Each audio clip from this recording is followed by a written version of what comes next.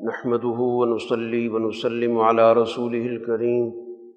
وعلى آله وصحبه ومن تبعهم إلى يوم الدين. أما بعد، أعوذ بالله من الشيطان الرجيم. بسم الله الرحمن الرحيم. يا أيها الذين آمنوا كتب عليكم الصيام كما كتب على الذين من قبلكم لعلكم تتقون. صدق اللہ العظیم. محترم حاضرین مجلس و میرے عزیز دوستو، اللہ تعالیٰ نے اس انسان کی جن عناصر سے تخلیق کی ہے، ان عناصر کا تعلق اس سرزمین جس میں ہم رہتے ہیں، جو مادی کائنات کہلاتی ہے، اس سے بھی ہے، اور اسی طرح اس انسان کا تعلق عالم بالا سے بھی. اللہ کی مخلوقات میں یہ تقسیم موجود ہے کہ ایک اس عالم اسفل کی مخلوقات ہیں جس کو ہم دنیا کہتے ہیں، اور ایک عالم بالا کی مخلوقات ہیں جن میں ملائکہ ہیں. اور دونوں کی نوعیتوں میں بڑا بنیادی فرق ہے، بلکہ تضاد ہے. جو عالم اسفل کی مخلوقات ہیں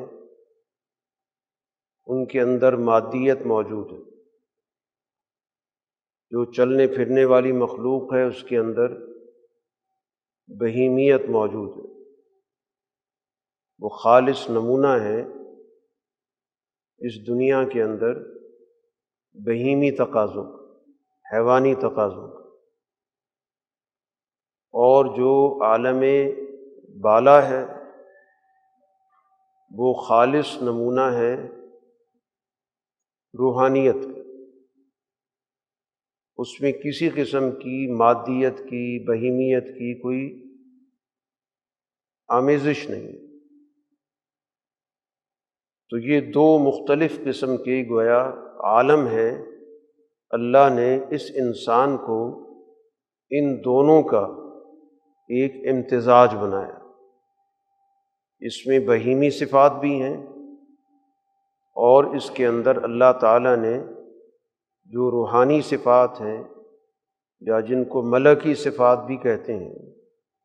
ان کی صلاحیت بھی اس انسان کے اندر ودیعت کی گئی. تو یہ ایک جامع مخلوق ہے، اور اسی وجہ سے اس کو تمام مخلوقات پر اللہ نے فضیلت دی. اس عالم مادی کی تمام چیزوں پر اس کو دسترس دی ہے. اس میں یہ صلاحیت رکھی ہے کہ وہ کائنات کی کسی بھی چیز سے کوئی فائدہ اٹھانا چاہتا ہے تو اس کے اندر اللہ تعالیٰ نے یہ قوت رکھی.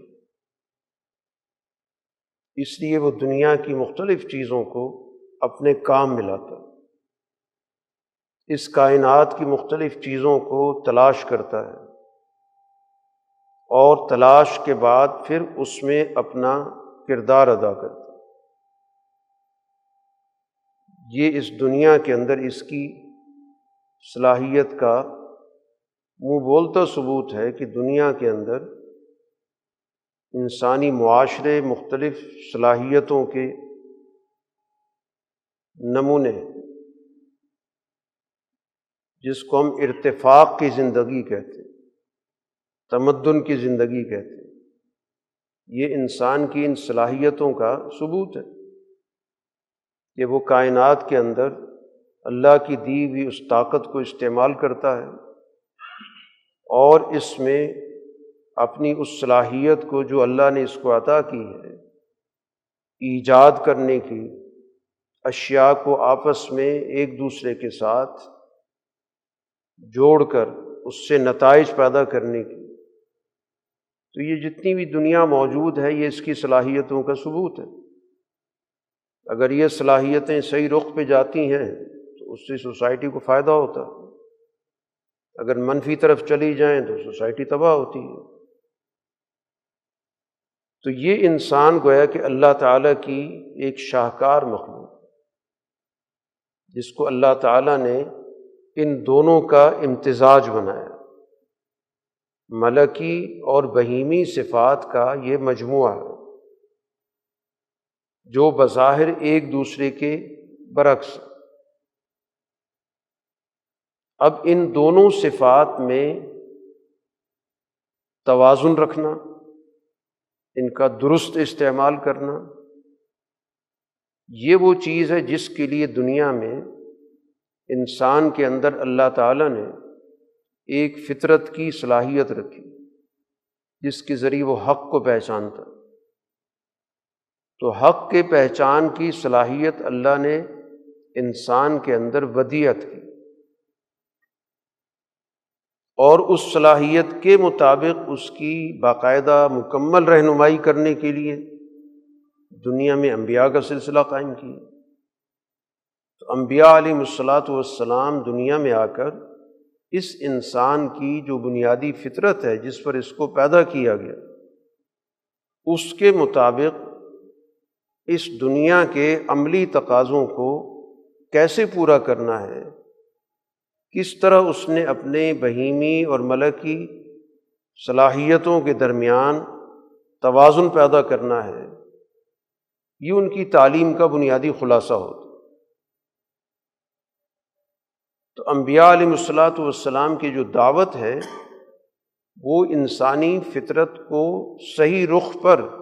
رکھنے کے لیے ہوتی ہے۔ وہ صلاحیت جو انسان کے اندر موجود ہے، باہر سے اس کے اندر کوئی صلاحیت رکھی نہیں جاتی، اس کے عملی تقاضے کیا ہیں، اس کے فکری تقاضے کیا ہیں، یہ انبیاء کی دعوت کا بنیادی طور پر محور ہوتا ہے، تاکہ انسان کے اندر ان دونوں صلاحیتوں کا ایک صحیح امتزاج پیدا ہو جائے، توازن پیدا ہو جائے۔ کیونکہ جب ان چیزوں کا توازن بگڑتا ہے تو اسی سے ہی گویا کہ خرابی پیدا ہوتی ہے۔ جتنی بھی دنیا کے اندر ہم خرابی دیکھ رہے ہیں، جس کو فساد کہتے ہیں،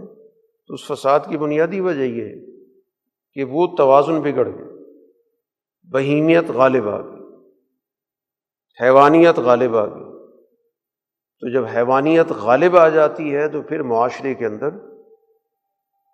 طاقت کا استعمال ہوتا ہے، خون خرابہ ہوتا ہے، اسی کو فساد فی الارض کہتے ہیں۔ تو فساد فی الارض در حقیقت انسان کی بہیمی صلاحیتوں کا آپے سے باہر ہو جانا، بغیر کسی کنٹرول کے وہ جو بہیمی طاقت ہے وہ ہر ایک پر چڑھ دوڑتی، اسی سے فرعونیت پیدا ہوتی ہے، اسی سے قارونیت پیدا ہوتی ہے، اسی سے ابو جہل پیدا ہوتا ہے، اسی سے آج کے یہ ظالم بادشاہ حکمران پیدا ہوتے ہیں جنہوں نے دنیا کے اندر فساد برپا کیا۔ آج دنیا کے اندر ہر طرف ہمیں انسانوں کا قتل عام نظر آتا ہے، جتنی بھی یہ خطے ہیں، ایشیا کا ہے، افریقہ کا ہے، لاطینی امریکہ کا ہے، انسانی زندگی کو جس طرح پامال کرتی ہیں وہ طاقتیں جن کے پاس اسلحہ ہوتا ہے، جن پر بہیمیت سوار ہوتی ہے، جو یہ چاہتی ہیں کہ پوری دنیا کو رون ڈالیں اور دنیا کے سارے وسائل پہ قبضہ کریں، اور ان وسائل پر قبضہ کرنے کے لیے جتنی بھی انسان مارے جا سکتے ہیں مار دیے جائیں۔ یہی اس دور کی تاریخ ہے، گزشتہ صدی کی بلکہ اس سے پچھلی صدی سے دنیا کے اندر جو جنگوں کا سلسلہ چلا تو اس نے بغیر کسی تفریق کے تمام انسانوں کو قتل کیا۔ اس سے پہلے دنیا میں جنگیں ہوتی تھیں، بڑی بڑی جنگیں ہوئیں، لیکن وہ جنگیں ہوتی تھیں جنگجوؤں کے درمیان، لڑنے والوں کے درمیان، جس میں دونوں فریق گویا لڑائی کے لیے آمادہ ہوتے تھے اور اپنی جان دینے کے حوالے سے وہ یکسو ہوتے تھے کہ ہم جا رہے ہیں، ہم نے لڑنا ہے، جس میں ہم مارے بھی جا سکتے ہیں۔ جس کا جنگ کا ارادہ ہی نہیں ہوتا تھا، جو جنگ میں شریک نہیں ہوتا تھا، تو ظاہر بات ہے وہ براہ راست متاثر نہیں ہوتا۔ جس کا غلبہ ہو جاتا تھا لوگ اس کے غلبے کو قبول کر لیتے تھے۔ لیکن جب سے یہ دنیا میں جس کو ہم جدید دور کہتے ہیں یا سائنسی دور کہتے ہیں، تو سائنس کی ترقی کا اصل مقصد تو یہ تھا کہ انسانی زندگی کے اندر سہولت پیدا ہو،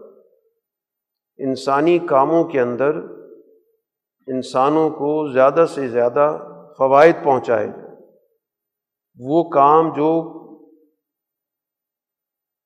کرتے وقت اس کو کئی دن لگ جاتے تھے، اس کام کو کم سے کم وقت میں مکمل کیا جائے۔ لیکن ہوا یہ کہ اس کے ذریعے سب سے زیادہ انسانی جانوں کی تلفی کا کام کیا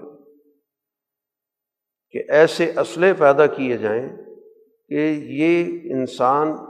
بڑی تعداد میں مارا جا سکے۔ مہلک ترین اسلحہ اس عنوان سے، اس نیت سے، اس غرض سے آج تک تیار کیا جا رہا ہے کہ زیادہ سے زیادہ انسانی جانیں کیسے ختم ہو سکیں۔ تو گویا سارا کا سارا مقصد قتل انسانیت ہو۔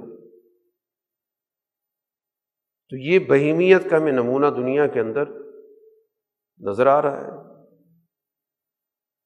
کہ جس کے پاس جدید ترین اسلحہ موجود ہے تو وہ اس کے ذریعے زیادہ سے زیادہ انسانوں پر جبر مسلط کر کے، ان کا قتل عام کر کے، اس ملک کے، اس علاقے کے وسائل کو اپنے قبضے میں لینے کی تدابیر اختیار کرتے ہیں۔ تو یہ بہیمیت کے نمونے ہیں، یہ حیوانیت کے نمونے ہیں۔ تو یہی انسان جب بہیمیت اس پہ غالب آ جاتی ہے تو یہ جو بہائم ہیں، جو حقیقی جانور ہیں، حیوانات ہیں، چیرنے پھاڑنے والے ہیں، درندے ہیں، یہ ان سے بھی آگے چلا جاتا ہے۔ یعنی جن جانوروں کو ہم اس حوالے سے پہچانتے ہیں کہ ان کا کام چیرنا پھاڑنا، کیونکہ ان کے پاس اس کے علاوہ اور کوئی دوسرا راستہ نہیں، ان کی تخلیق ہی ایسی ہوئی ہے کہ وہ اپنی زندگی کا گزر بسر اسی پہ کرتے ہیں، ان کی بقا کا اس سے تعلق ہوتا ہے۔ لیکن جب یہ انسان اس بہیمیت کو اپنے اوپر غالب کرتا ہے تو یہ ان سے بھی کئی قدم آگے چلا جاتا ہے، اس طور پر کہ جو اس کے اندر ایک ہوس ہے وہ ختم نہیں ہوتی۔ ایک درندہ اس کا پیٹ بھر جائے تو وہ کسی بھی شکار کی طرف نظر اٹھا کے نہیں دیکھتا، اس کا پیٹ بھر گیا۔ لیکن اس کے مقابلے پر جب یہ انسان بہیمیت اس کے اندر آ جاتی ہے تو اس کی ہوس ختم نہیں ہوتی۔ حل من مزید، یعنی اس کے اندر وہ جہنمی صفت پیدا ہو جاتی ہے جو قرآن نے ذکر کی۔ قرآن ذکر کرتا ہے کہ یوم نقول لجہنم هل امتلأت، کہ قیامت کے روز ہم جہنم سے پوچھیں گے، جب جہنم میں تمام ان لوگوں کو اور جو بھی مواد جو جہنم کا ہے اس میں بھر دیا جائے گا تو اس سے سوال ہوگا کہ کیا تو اب بھر گئی ہے؟ وہ کہے گی نہیں، حل من مزید، اور بھی ہے، بڑی گنجائش ہے، لے کے آؤ۔ تو یہی جہنمی نمونہ بہیمیت کے اندر ہوتا ہے، ہوس۔ ایک ملک پہ قبضہ کیا، ایک اور ملک، ایک اور ملک، ایک علاقے کے وسائل، دوسرے علاقے کے وسائل، ایک خطے کے اندر لاکھوں آدمی مارے، دوسرے خطے میں اور مارنے، تیسرے میں اور مارنے۔ تو یہ وہ بہیمیت ہوتی ہے کہ جو انسانی معاشروں کو بھی تباہ کرتی ہے اور پوری کائنات کے اندر فساد برپا کرتی ہے، جس کو قرآن نے کہا ظہر الفساد فی البر والبحر بما کسبت ایدی الناس، کہ ایسے لوگوں کے کرتوتوں کے نتیجے میں بر و بحر میں فساد غالب آ جاتا ہے۔ تو انبیاء علیہم الصلاۃ والسلام اس دنیا میں اسی بہیمیت کی تعلیم و تربیت کے لیے آتے ہیں، اس بہیمیت کو سمجھانے آتے ہیں، اور جو بہیمیت نہیں سمجھتی تو پھر ظاہر بات ہے کہ اس کا علاج کرنا پڑتا ہے کہ انسانی معاشرے کے لیے جو بہیمی طاقتیں ہیں اگر وہ اپنی بہیمیت سے باز نہیں آتی تو پھر انبیاء ان کے خلاف اپنے اپنے حالات کے مطابق اللہ تعالیٰ کی منشا کو پورا کرتے ہیں، اور جو لوگ ان پر ایمان لے آتے ہیں تو ان کی بہیمیت کا وہ تزکیہ کرتے ہیں، اس کو ایک تعلیم دیتے ہیں، اس کا ایک رخ متعین کرتے ہیں، اس کو اپنی اس بہیمیت پر غالب ہونے کی طریقے بتاتے ہیں۔ انبیاء کا بنیادی طور پر مقصد انسان کی ان دونوں صلاحیتوں میں توازن پیدا کرنا۔ وہ ملکیت کے نمونے ہوتے ہیں، خود انبیاء علیہ الصلاۃ والسلام کو اللہ تعالیٰ انسانی معاشروں میں سے پیدا کرتا ہے، وہ کوئی باہر کی مخلوق نہیں ہوتے، انسانوں میں سے ہی ہوتے ہیں، اس لیے ان کے اندر بھی یہ دونوں صلاحیتیں ہوتی ہیں، لیکن ان کی ملکیت بہیمیت پہ غالب ہوتی ہے، وہ اپنی بہیمیت سے اعلیٰ درجے کے کام لیتے ہیں، کسی بھی درجے میں ان کی بہیمیت ان کی ملکیت پہ غالب نہیں آ سکتی۔ تو یہی مشن، یہی دعوت گویا وہ ایمان والی جماعت کو دیتے ہیں اور ان کے لیے باقاعدہ تربیت کا نظام قائم کرتے ہیں۔ انبیاء کی دعوت بہیمیت کی نفی کی نہیں ہوتی کہ انسان کے اندر سے حیوانیت کو بالکل نکال دیا جائے، کوئی ایسی ریاضت بتائی جائے، کوئی ایسی مشق کرائی جائے کہ جس کے نتیجے میں اس کی بہیمیت بالکل صفر ہو جائے، یہ ان کی دعوت نہیں ہوتی، کیونکہ یہ خلاف فطرت ہے۔ انبیاء علیہ الصلاۃ والسلام کی جو دعوت ہے وہ فطرت کے خلاف نہیں ہوتی، کیونکہ جس ڈھانچے پر اس انسان کو پیدا کیا گیا تو انبیاء کی دعوت اس ڈھانچے کو بہتر کرنے کی ہوتی ہے۔ تو قرآن نے کہا لقد خلقنا الانسان فی احسن تقویم، کہ ہم نے انسان کو ایک بڑے خوبصورت سانچے میں پیدا کیا، اس کے اندر ایک بڑا ہم نے توازن رکھا۔ تو انبیاء علیہ الصلاۃ والسلام اسی توازن کو، جو بگاڑنے والی چیزیں ان کو دور کرتے ہیں، ان کا خاتمہ کرتے ہیں، اور اس کو موقع فراہم کرتے ہیں کہ اس کی ایک صحیح ماحول کے اندر نشو و نما ہو۔ تو اس لیے انبیاء کی دعوت کے اندر بہیمیت کی نفی نہیں ہوتی، بہیمیت کی اصلاح ہوتی ہے۔ یہی نبوت کی بنیادی شان ہوتی ہے، کیونکہ نبوت سماج کے لیے آتی ہے، معاشرے کے لیے آتی ہے۔ تو پورے معاشرے کی جو نوعیت ہوتی ہے، جو انسانی مزاج ہوتے ہیں، انسانی فطری تقاضے ہوتے ہیں، ان کو مد نظر رکھتی ہے، اور اسی اساس پر ہی انبیاء پر اللہ تعالیٰ کی طرف سے شریعت آتی ہے۔ اس شریعت کا مقصد اس دور کے لوگوں کی جو بھی عملی صورتحال ہوتی ہے اس کو مد نظر رکھ کر ان کو احکامات دیے جاتے ہیں۔ اگر کسی دور کی قوم کے اندر حد درجہ بہیمیت کے اندر شدت ہوتی ہے تو پھر ظاہر ہے کہ اس کو معمول پر لانے کے لیے احکام کے اندر بھی کوئی سختی کی جاتی ہے، اور اس سختی کا مقصد بنیادی طور پہ علاج ہوتا ہے کہ ان کا علاج کیا جائے، ان کی بہیمیت کو اپنی جگہ پر لایا جائے تاکہ یہ اعتدال کے ساتھ کام کرے۔ اسی وجہ سے ہر دور میں نبی بھیجے جاتے رہے کہ ہر دور کے اندر جو بھی بہیمیت ملکیت کا توازن ٹوٹ جاتا ہے اس کو وہ بحال کرتے، یہاں تک کہ یہ سارا سلسلہ وحی کا، ہدایت کا جب رسول اللہ صلی اللہ علیہ وسلم پر مکمل ہوا تو اللہ نے آپ کو ایک جامع ہدایت عطا کی، ایک ایسا جامع نظام عطا کیا کہ جس کے ذریعے ہر دور کے اندر اس توازن کو درست خطوط پر قائم کیا جا سکتا۔ اس لیے رسول اللہ صلی اللہ علیہ وسلم نے ایسے اعمال سے بھی سختی سے منع کیا کہ جس کے نتیجے میں ایک انسان اس دنیا کی جو ارتفاقات کی زندگی ہے اس کے لیے بیکار ہو جائے، بے مقصد ہو جائے۔ ایسی زندگی کی آپ نے حوصلہ شکنی کی، جس کو رہبانیت کہا گیا، اس کو قرآن ذکر کرتا ہے کہ یہ گزشتہ قوم نے، جو مسیحی لوگ تھے، جو دعویٰ رکھتے تھے کہ ہم عیسیٰ علیہ الصلاۃ والسلام پر ایمان لاتے ہیں، تو انہوں نے یہ طریقہ سوچا، خود بنایا کہ ہم اپنے آپ کو مادی زندگی سے علیحدہ کریں اور ایک خالص ماحول میں بیٹھ کر ہم اپنے آپ کو جتنا اللہ کے قریب لے جا سکتے ہیں لے جائیں۔ اس لیے ریاضتیں کرنا، پوری زندگی اس کام کے لیے وقف کر دیں، معاشرت سے کٹ جانا، میل ملاپ ختم کر دینا، اپنی کھانے پینے کی چیزوں پر حد درجہ پابندی عائد کر دینا، وہ چیزیں جو حلال بھی ہیں ان سے بھی پرہیز کرنا۔ تو قرآن نے کہا کہ یہ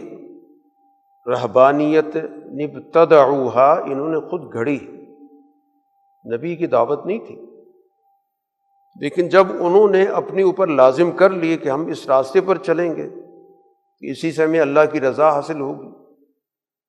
تو وہ خود بھی اس کا پوری طرح خیال نہیں رکھ سکے، یعنی خود ساختہ راستہ اختیار کیا۔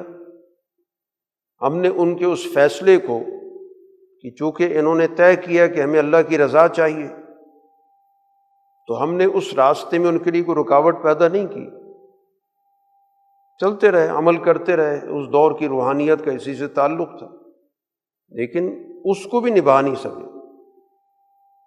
تو ایک خاص دور کا ایک ماحول تھا، اس کے اندر انہوں نے اس کو اختیار کیا، نہ تو وہ عمومی طور پر پورے معاشروں کے لیے اس کی کوئی افادیت تھی،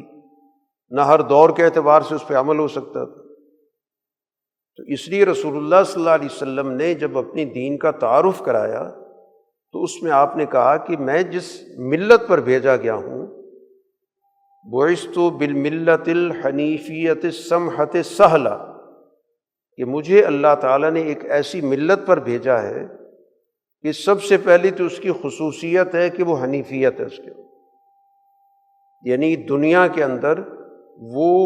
مظاہر سے انسانوں کو اوپر اٹھا کر براہ راست اللہ سے جوڑتی، انسانی روح کا براہ راست اللہ سے تعلق جوڑتی۔ دنیا کے جتنی بھی مظاہر ہیں جو قدرت کے مظاہر کہلاتے ہیں، وہ اپنی افادیت میں جتنی اعلیٰ ہوں، اس انسان کی روح ان سب سے اعلیٰ تر ہے، تو ان کے اندر ان تمام سے یکسوئی پیدا کر کے اللہ سے جوڑا ہے۔ اور وہ ایسی ملت ہے جس کے اندر ایک اعتدال ہے، ایک توازن ہے، جس کے اندر انفرادی تقاضوں پر اجتماعیت کو غلبہ ہے۔ اسی کو سماحت کہتے ہیں۔ سماحت کا مطلب کیا ہوتا ہے کہ انسان کی خواہشات پر اجتماعیت کا غلبہ ہو۔ خواہش نفس ہوتی ہے، ایک انسان کی ذاتی خواہش ہوتی ہے، فرد کی خواہش ہوتی ہے، تو اس انفرادی خواہش پر اجتماعی تقاضے کا غلبہ ہو جائے۔ تو وہ ملت جو اللہ کے رسول صلی اللہ علیہ وسلم کو عطا کی، اس کا بنیادی جو رجحان ہے، وہ بنیادی مقاصد میں سے اس کو شامل کیا گیا کہ اس میں سماحت پیدا ہو، اس کے تمام رویوں کے اندر انفرادیت پر اجتماعیت ہو، اس کی خواہش نفس پر اعلیٰ درجے کی روحانیت غالب ہو، اس کے اندر سے بخل ختم ہو، اس کے اندر سے لالچ ختم ہو، اس کے اندر اپنے ذات کے مفاد کے لیے کسی کے حوالے سے جو انتقام کا جذبہ ہے وہ ختم ہو۔ یہ ساری وہ چیزیں جن کو سماحت کہا گیا۔ اسی کو آپ نے کہا سمحت البیضاء السہلہ، آسان، ایسا طریقہ، ایسا راستہ کہ جس پر انسانیت کے لیے ہر دور کے اندر عمل کرنا آسان، اور روشن راستہ، اتنا روشن کہ آپ نے فرمایا کہ اس کی راتیں بھی اس کے دن کی طرح روشن، ورنہ عام طور پہ تو رات تاریکی کا نام ہے، اس کا کوئی بھی حکم ہو، اس کا ہر حکم گویا کہ بالکل واضح اور روشن۔ تو یہ وہ راستہ تھا جس راستے پہ رسول اللہ صلی اللہ علیہ وسلم کی بعثت ہوئی، اور اس راستے اور اس ملت پر جو لوگ آ جاتے ہیں، جس کو قبول کر لیتے ہیں کہ ہم نے اب اس ملت کو اختیار کر لیا، تو اب ان کے اندر کشمکش تو ظاہر موجود ہے، بہیمیت انسان کی اس مزاج کا، اس کی ساخت کا حصہ ہے، انسانیت سے بہیمیت کی نفی نہیں ہو سکتی، وہ انسان ہے تو اس کے اندر بہیمیت اس کا لازمی عنصر، صرف یہ ہے کہ اس کے اندر جو توازن ہے اس کو درست کیا جائے، کہ اس کے اندر کی جو اعلیٰ صلاحیت ہے، جو ملکیت ہے، وہ اس کی بہیمیت کو صحیح کاموں کی طرف لے کے جائے، اس کی صحیح خطوط پہ رہنمائی کرے۔ تو یہ اللہ تعالیٰ نے جو نظام عبادت مسلمانوں کو عطا کی ہے، اس کی تربیت کے لحاظ سے جو بنیادی اہمیت ہے وہ یہی ہے، اس نظام عبادت کے ذریعے چاہے وہ نماز کی عبادت ہو، اور چاہے روزے کی عبادت ہو، زکوٰۃ کی عبادت ہو، حج کی عبادت ہو، یا اسی طرح دیگر نوافل کی صورت میں جو عبادات ہیں، ان کا بنیادی مقصد انسان کی بہیمیت کو صحیح رخ پر استعمال کرنا۔ بہیمیت کا انسداد نہیں ہے، رخ درست کرنا، اس کو سدھانا ہے، اسی کو تربیت کہتے ہیں۔ تو انہی نظام عبادت کا ایک سب سے بڑا حصہ وہ پوری زندگی کے اندر نماز کی شکل، ہر روز کے اعتبار سے، یعنی روزانہ کی ایک تربیتی نظام کی ہمیں ایک جامع اور کامل شکل دے دی کہ ہر روز 5 وقت کی اس تربیتی عمل سے اپنے آپ کو گزارو، اور کچھ تربیت کے وہ پہلو ہیں جن کو سالانہ بنیادوں پہ رکھا گیا، تو انہی میں سے ایک روزے کا عمل ہے، وہ سال کے اندر 1 ماہ مقرر کیا گیا، تو اس کا بھی بنیادی مقصد جو قرآن نے متعین کی یہی کیا کہ لعلکم تتقون، کہ تمہارے اندر تقوی کی صفت پیدا ہو جائے، تمہارا گویا کہ احساس زندہ ہو جائے، تمہارا شعور بیدار ہو جائے، تمہارا جو وجدان ہے اس وجدان کو گویا مختلف قسم کی آلودگیوں سے پاک کر دیا، تاکہ اس نیکی کے لیے اس کے اندر سے چاہت پیدا ہو جائے، صحیح راستے کو اختیار کرنے کے لیے اس کے دل کے اندر ایک طاقت پیدا کر دی، اسی کو تقویٰ کہا جاتا ہے، کہ ایک انسان عمل کرتا ہے کسی دباؤ میں، بہت سارے کام ہم ظاہر معاشرتی دباؤ میں کر رہے ہوتے ہیں، سماجی دباؤ ہوتا ہے، تو ایک ہے انسان کا کسی ماحول سے متاثر ہو کر، دباؤ کا شکار ہو کر، اور اس میں نفع نقصان کو سامنے رکھ کر کسی چیز کو اختیار کرنا، اور ایک وہ عمل ہوتا ہے جس کی انسان کے اندر سے تقاضا پیدا ہوتا ہے، تو یہ اندر کا جو تقاضا ہے اسی کو تقویٰ کہا جاتا ہے۔ تقویٰ کی کوئی خاص شکل نہیں ہوتی کہ کسی خاص شکل کو آپ کہیں کہ یہ تقویٰ ہے، یہ تو تمام اعمال کے اندر ایک روح ہے، کوئی بھی عمل جس عمل کے اندر یہ روح موجود ہے وہ اچھائی کا کام ہے، وہی نیکی کا کام ہے، وہی عبادت کا کام ہے، اور جس کے اندر یہ روح نہیں ہے تو ظاہر کے اعتبار سے اس کی شکل درست بھی ہو، اچھی بھی ہو، نظر بھی آتی ہو، لیکن وہ ایک بے روح ڈھانچہ ہے۔ اسی وجہ سے قرآن حکیم تقوی کے موضوع پر بہت سارے اعمال کو جوڑتا، بہت سارے اعمال کا ذکر تقوی کے عنوان سے کرتا کہ یہ کام کرو اور تقوی اختیار کرو۔ تو وہ سماجی کام بھی ہیں، وہ انسان کے انفرادی کام بھی ہیں، ان کا تعلق ظاہری اعمال سے بھی ہے، ان کا تعلق انسان کے باطنی اعمال سے بھی۔ اب روزہ ایک ایسا عمل ہے کہ جس کا انسان کے تقوی سے بڑا گہرا تعلق، کیونکہ تقوی بھی ایک ایسی چیز ہے جو انسان کے دل کے اندر ہو۔ خود رسول اللہ صلی اللہ علیہ وسلم نے اشارہ کر کے کہا کہ التقویٰ ہا ہنا، تقویٰ یہاں ہوتا ہے، اندر ہوتا ہے، احساس، اور وہ بصیرت جس کے نتیجے میں انسان چیزوں کو صحیح طور پر جج کر رہا ہو۔ تو روزے کا مقصد بھی یہی ہوتا ہے کہ اس بصیرت پر بہت ساری تہیں چڑھ جاتی ہیں، بہیمی تقاضوں کے نتیجے میں انسان کا وہ احساس، وہ وجدان، وہ بصیرت چھپ جاتی ہے۔ تو اس کو سیکل کرنا، اس کو صاف کرنا، تاکہ انسان کی وہ صلاحیت جو اس کو صحیح راستے کی طرف لے کے جاتی ہے، اس کے اندر احساس پیدا کرتی ہے ذمہ داری کا، جو اس کے اندر یہ احساس پیدا کرتی ہے کہ کیا صحیح ہے کیا غلط ہے، یہ احساس زندہ کرنا بنیادی طور پر مقصود ہے۔ یہ بنیادی محور ہے، سارے اعمال اس کے ساتھ جوڑے ہوئے۔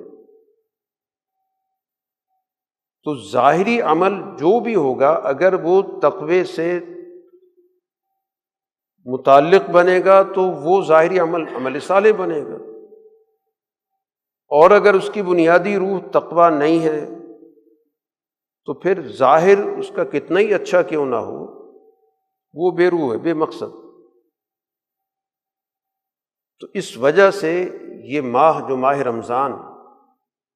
اس وقت ہم اس کے قریب کھڑے ہیں،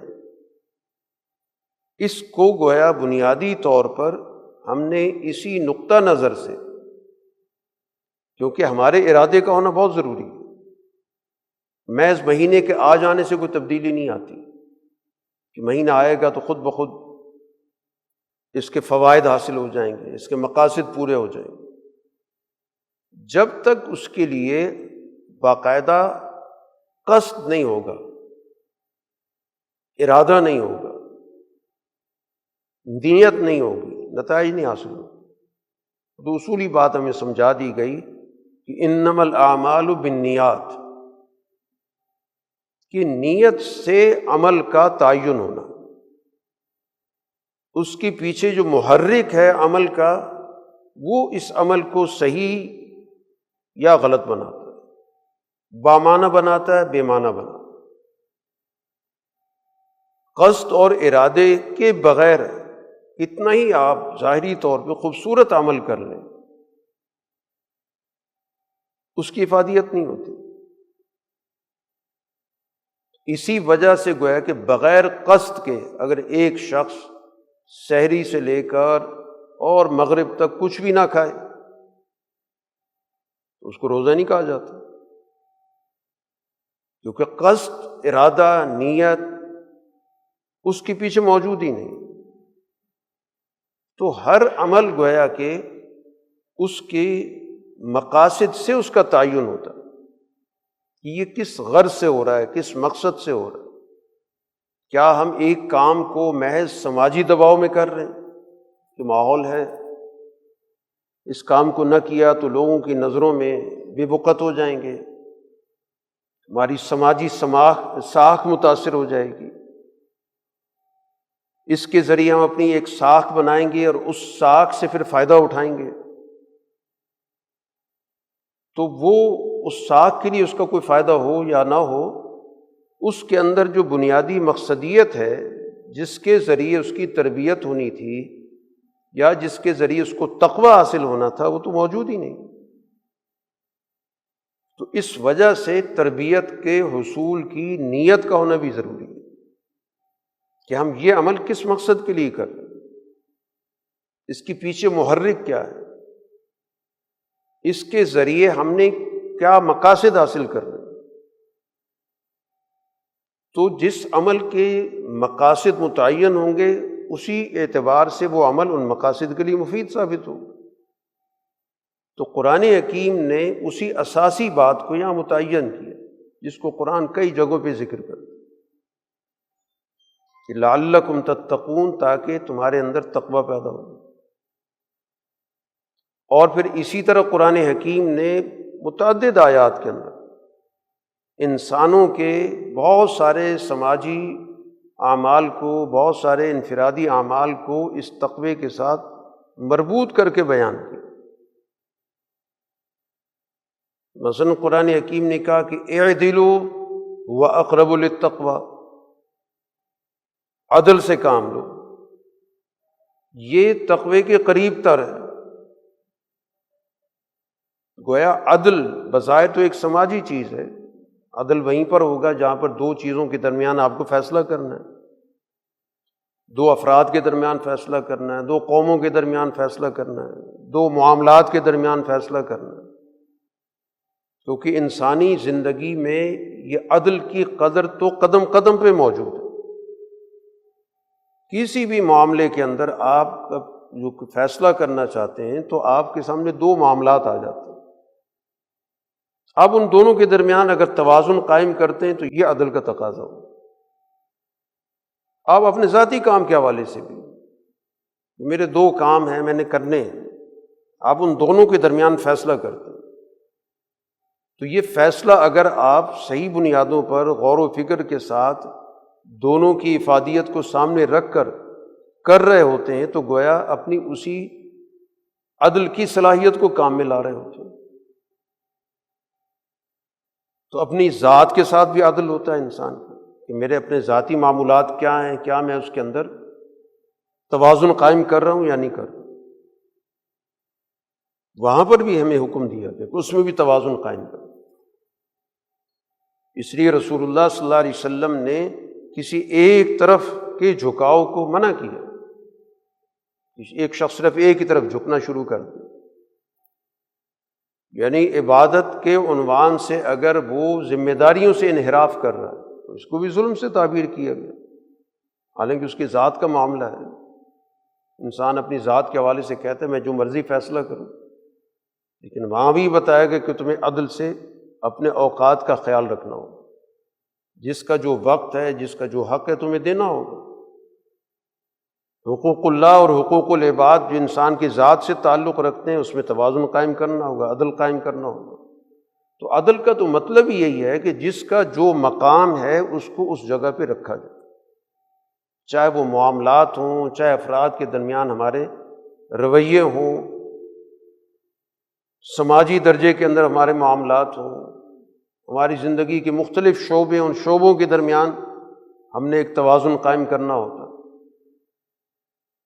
تو اس لیے قرآن نے کہا اعدلوا هو اقرب للتقوی واتقوا اللہ،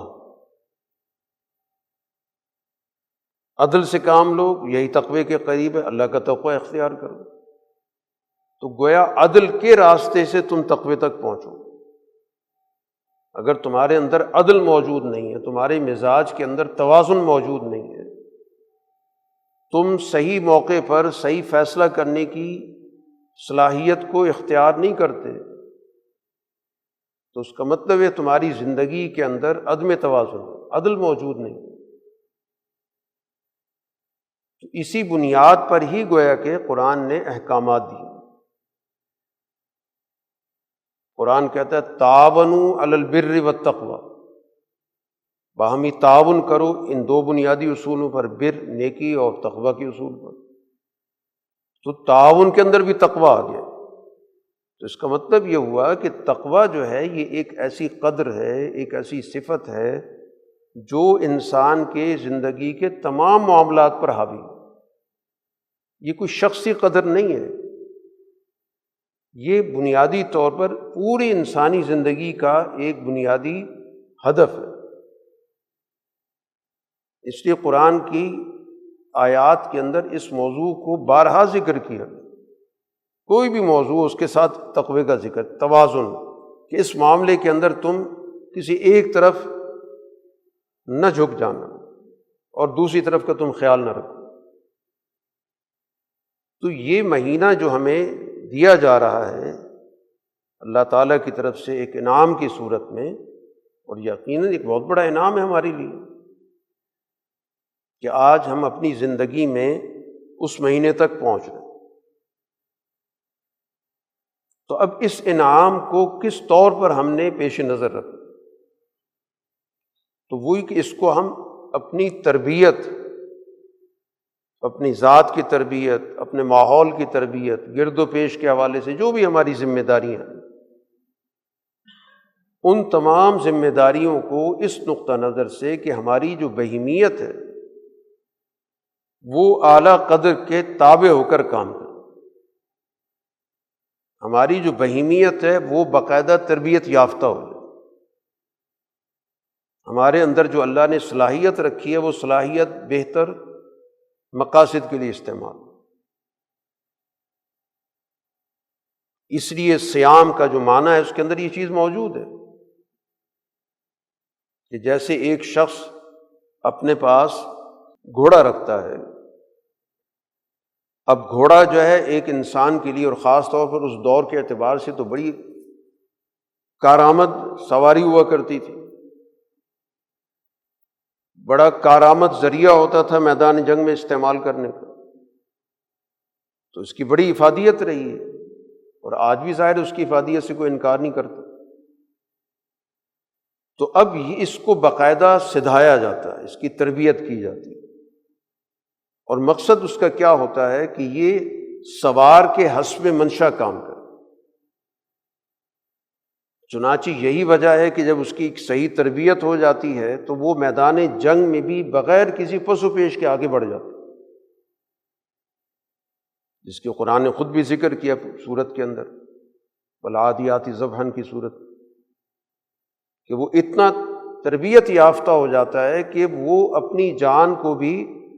خاطر میں نہیں لاتا، وہ اپنے سوار کی منشا کو پورا کرتا اور اس سوار کے دشمن کو اپنا دشمن سمجھتا میدان جنگ کے اندر، حالانکہ اس کی تو کوئی دشمن ہی نہیں ہے، لیکن جس نے اس کی تربیت کی، اس تربیت کو اتنا قبول کر لیا اس نے کہ اس نے اپنے آپ کو، اپنے ساری طاقت کو اس کے لیے وقف کر دیا۔ یہی تربیت کہلاتی ہے۔ اسی طرح انسان اپنے نفس کی تربیت کرے کہ وہ میرا نفس جو ہے وہ میری عقل کے تابع ہو، وہ میری ہدایت کے تابع ہو، وہ میرے منشا کے خلاف کام نہ کرے، مجھے ہلاکت کے گڑھے میں نہ لے، وہ مجھے مشکلات میں سے نکالنے کا ذریعہ بن جائے۔ اسی کو تربیت کہتے ہیں۔ اسی تربیت کی بنیاد پر ہی نیکی اور بدی کا معیار طے ہوتا ہے۔ تو اس وجہ سے یہ مہینہ در حقیقت ہمیں اپنے اوپر قابو دینے کا مہینہ ہے کہ ہم جو اپنے نفس کے ماتحت ہو جاتے ہیں، اس کی خواہش کو قبول کر لیتے ہیں اور وہ ہمیں تباہی کی طرف لے جاتا ہے، کیونکہ بہیمیت جب انسان پہ غالب آتی ہے تو اس کو تباہی کی طرف لے جاتی ہے۔ اس کے اندر ادراک نہیں ہوتا اچھے اور برے کا۔ یہ ادراک جو ہے یہ انسان کے اندر جو اللہ نے رکھا ہے، یہ اس کی ملکیت کا تقاضا ہے۔ تو اس کو غالب کرنا تاکہ اپنی بہیمیت کو صحیح مقاصد کے لیے استعمال کرے، اس کا رخ درست ہونا چاہیے۔ تو اس لیے یہ آنے والا مہینہ یہ تربیت کا مہینہ، اپنی صلاحیتوں کو صقل کرنے کا مہینہ، اپنی انفرادیت پر اجتماعیت کو غالب کرنے کا مہینہ، یہ سماحت نفس کا مہینہ۔ اسی کو قرآن نے جامع لفظ میں تقوی کا لفظ اس کا عنوان مقرر کیا، اور ہر چیز کو گویا کہ قرآن نے اسی تقوی کے ساتھ مربوط کیا کہ جتنی بھی دین کے احکامات ہیں جتنی بھی دین کی عبادات ہیں وہ ساری کی ساری اس بنیادی مقصد سے جڑی ہوئی۔ تو اس وجہ سے اس کے جو اعمال ہیں، چاہے روزے کی صورت میں اس مہینے کے اعمال ہوں اور چاہے رات کے وقت قیام کی صورت میں اعمال ہوں، یہ سیام و قیام دونوں عمل، اس کا بنیادی مقصد انسان کے اندر اپنے نفس پر گرفت پیدا کرنا، طاقت پیدا کرنا، اس پر اپنے آپ کو غالب کرنا، تاکہ ہم اس نفس کی صلاحیتوں سے بڑا کام لے سکیں، اجتماعی کام لے سکیں، دور رس کام لے سکیں۔ اس کو